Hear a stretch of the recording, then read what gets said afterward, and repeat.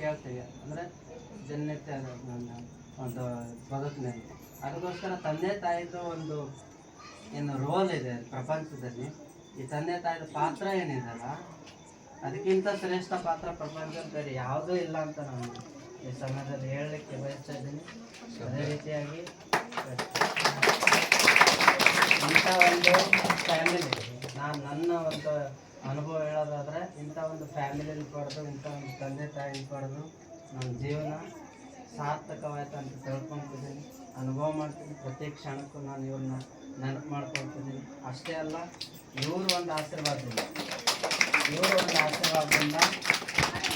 ಪರಮಾತ್ಮನ ಮಹಾಯಜ್ಞದಲ್ಲಿ, ಪರಮಾತ್ಮನ ಆಶ್ರಯದಲ್ಲಿ, ಇವರ ಆಶೀರ್ವಾದದಿಂದ ಪರಮಾತ್ಮನ ಆಶ್ರಯದಲ್ಲಿ ನಿಶ್ಚಿಂತ, ನಿರ್ಮಲ, ನಿರ್ವಿಘ್ನ ಜೀವನ ಮಾಡ್ತಾ ಇದ್ದೀನಿ. ಆ ಒಂದು ಸ್ಥಾನ ಇಲ್ಲಿ ತಂದೆ ತಾಯಿ ಮನೆ ಮಠ ಎಲ್ಲ ಬಿಟ್ಟು ಆ ಸ್ಥಾನಕ್ಕೆ